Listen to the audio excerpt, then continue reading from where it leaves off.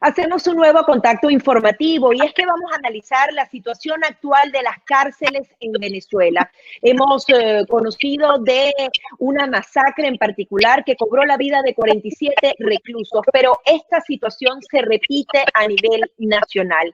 Es por esto que hemos contactado a Carlos Nieto, quien es el coordinador de la organización Una Ventana a la Libertad. Muchísimas gracias por acompañarnos. Hola, buenos días, Gabriela, gracias por la invitación. Sí, bueno, en efecto, la situación penitenciaria de Venezuela en estos momentos está bien complicada. Hace apenas una semana, el viernes pasado, hubo una masacre en una cárcel el centro penitenciario de Los Llanos, en Acarigua, en el estado portuguesa, donde fallecieron 47 reclusos y hay 75 heridos, algunos de ellos están bastante delicados de salud todavía. Este, yo creo que hay algo bien, hay un dato bien importante con esta masacre en particular, que es la primera masacre que ocurre en la historia penitenciaria de Venezuela, donde la causa que la motiva es una protesta por hambre de los reclusos. O sea, lo que originó todo el evento que ocurrió el pasado 1 de mayo fue que no dejaban entrar no le dejaban entrar la comida a los familiares, porque era quien les lleva la comida a los presos en las cárceles, son los familiares y no son las cárceles las que le dan la comida, y no les dejaba entrar la comida y los presos comenzaron a protestar. Esto fue a pleno mediodía, ¿no? Y con los familiares afuera y bueno, entró la guardia, los funcionarios y se originó la gran matanza, ¿no? O sea, yo creo que lo que hay que destacar de esto es que los presos estaban protestando porque tenían hambre y no los dejaban entrar a ver la comida. Bueno, si ustedes observan las imágenes, que son imágenes bastante fuertes, de los cuerpos que están tirados en un patio, se observan o sea, lo flaco que están, lo famélicos que están los reclusos, ¿no? Esto no es solamente en la cárcel de Acarigua, como ocurrió la vez, esto es algo generalizado en todas las cárceles. La situación en Venezuela, todos sabemos lo grave que es conseguir alimentos, sabemos que los que están presos son personas de de un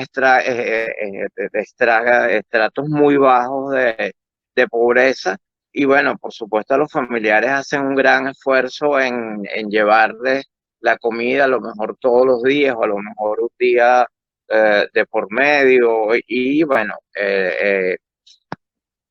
esto es una situación alarmante, ¿no? Pues nosotros en nuestros reportes hemos logrado determinar eh, reclusos que han fallecido en centros de detención preventiva y en cárceles por desnutrición. O sea, reclusos que se mueren por hambre, ¿no? Y esto es una situación que nunca había ocurrido en Venezuela, Y unido que esto pasó aparte antes de la pandemia del coronavirus, ¿verdad? Esto habría pasado antes de claro, la claro, sí, pandemia. sí. ¿Y cómo empeora la situación? ¿Qué le reportan desde adentro? Porque la comida no puede llegar, los familiares no los pueden visitar porque hay normas para el distanciamiento social. ¿Cómo ve y si tienen alguna evaluación o algunas cifras de la situación ahora con la pandemia para los presos venezolanos? Sí, sí, mira, esto no es nuevo, no es que está ocurriendo ahora, esto viene ocurriendo ya desde hace eh, un año o más de un año, esta situación de la falta de comida, de la falta de atención médica. Indudablemente que con la pandemia y con el coronavirus se han suspendido las visitas a las cárceles, aunque se permite que los familiares lleven la comida, la dejen y si después se las entreguen. Bueno, han habido problemas, primero porque los problemas de los familiares para conseguir para conseguir comida. Segundo, el transporte, el llegar a estos lugares se les hace bien difícil a los familiares, sobre todo que no hay transporte. Entonces, ¿cómo te trasladas para allá? Y sobre todo en estas cárceles del interior, en este especial, para citar el caso de Acarigua, que es el más reciente. Nosotros estamos ahorita levantando un monitoreo que apenas estamos comenzando, pero hemos determinado que de los más de 2.500 reclusos, hay como 3.000 reclusos con una capacidad del lugar para 750 nada más. Solamente 600 aproximadamente hasta ahora son de ahí, de la zona. El resto son de otros estados y de ¿Y cómo hacen otros. para comer? ¿No tienen familia que los visiten y que les dé alimentos?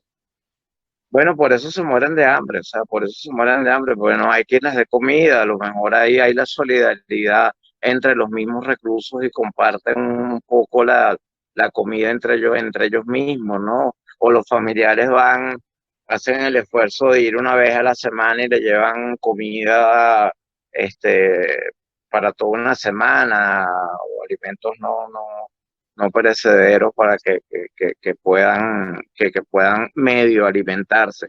Pero creo que el problema de la desnutrición y de la alimentación es general en todas las cárceles de Venezuela y en todos los centros de detención preventiva. O sea, basta ver imágenes, no estas, no solo estas de las de Carigua, sino chequear y otros eventos, otras protestas que han ocurrido y ver la estructura de las personas, cómo están todas este, flacas, Sí. digamos Ahora, famélicas, así, hambrientas. vimos una reacción internacional inmediata y muy contundente a nivel mundial de este tipo de eventos. O sea, el tema de las cárceles es bastante sensible para los organismos internacionales y en general para los países. ¿Cómo esos países pueden ayudar en particular a las cárceles de Venezuela? Y si hay algún tipo de negativa por parte del régimen aceptar esa ayuda, o sea, más allá de la ayuda humanitaria en general, en particular, cómo ayudar a esos presos, cómo lograr que no haya hacinamiento, que puedan por lo menos alimentarse y tener también algún tipo de protección, porque con uno que se contamine en esas cárceles prácticamente podría ser, la pandemia podría apoderarse de cada uno de estos centros penitenciarios. No, mira, de llegar el coronavirus a un centro penitenciario venezolano sería una verdadera tragedia. Gracias a Dios, hasta este momento no tenemos ningún reporte de ningún caso ni de ninguna sospecha, aun y cuando ya desde antes nosotros tenemos reportes de muchos reclusos que tienen tuberculosis, o sea, y que tampoco los han atendido. Entonces creo que la diferencia de no atenderlos a los que estaban enfermos antes con tuberculosis, a no atenderlos ahora si se enfermaran de coronavirus, no creo que va a haber una atención diferente. Ha habido una gran receptividad, como tú dices, por parte de la comunidad internacional, la oficina de la alta comisionada para los derechos humanos de las Naciones Unidas ha estado en total contacto con nosotros y dando seguimiento constante a lo que está ocurriendo, no tampoco desde ahorita, sino desde hace tiempo. Ellos tienen ahora instalado una oficina que está funcionando en Venezuela, donde hay tres representantes que están acá y bueno, hay un acercamiento constante. La Cruz Roja Internacional está dando algún apoyo también en algunas cárceles, con la Con anuencia del comida, ministerio, con qué tipo de ayudas está dando la Cruz con, Roja. con eh, más que todo, agua, pastillas para purificar el agua, atención médica, kits de salud, de verdad, pero esto ha sido con un trabajo con la anuencia del Ministerio para el Servicio Penitenciario, pues si no, no hay forma de que de puedan que entrar. puedan entrar, ¿no? O sea, si no te dan la autorización, ellos tú no puedes entrar, uno puede tener todo el interés de ayudar, todo el interés de apoyar y bueno, te necesitas el permiso para poder entrar. Nosotros hemos logrado trabajar con una organización venezolana donde hay algunos médicos infectólogos, que se llama Organización 1113, y hemos realizado algunas jornadas médicas. Hicimos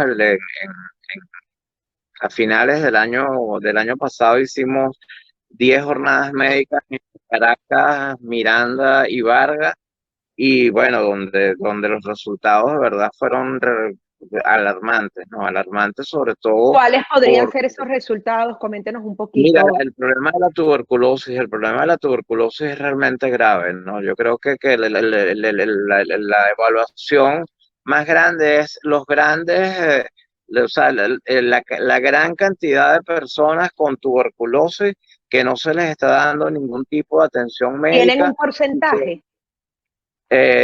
Mira, tal vez en un grupo de 500 personas que logramos atender en esas 6 jornadas o 5 jornadas que hicimos, 6, habían por lo menos 25 personas con tuberculosis que no recibían ningún tipo de atención médica. Desde que se detectaron también pacientes con VIH que no reciben ningún tipo de tratamiento.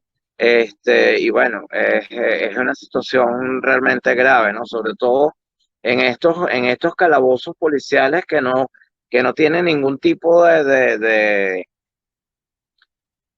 infraestructura para Ujú. tener a personas por lapsos superiores a 48 horas y que lamentablemente en Venezuela se han convertido hoy en día en cárceles permanentes. De hecho, el mayor índice de personas privadas de libertad o presas ahora en Venezuela están en los calabozos policiales. Hay 65.000 personas aproximadamente en calabozos policiales y hay como 45.000 en las cárceles tradicionales que todos conocemos. Y aun y cuando todos los privados de libertad son responsabilidad del Ministerio para el Servicio Penitenciario, la señora Iris Varela, la ministra penitenciaria, dice que ella no tiene ningún tipo de responsabilidad por todos estos presos que están en los calabozos En los policiales y que eso no es competencia de ella. Entonces, bueno, creo que esa es la población más desasistida en estos momentos y por lo menos a la que nosotros estamos intentando ayudar en los lugares donde nos permiten poder entrar y poder trabajar.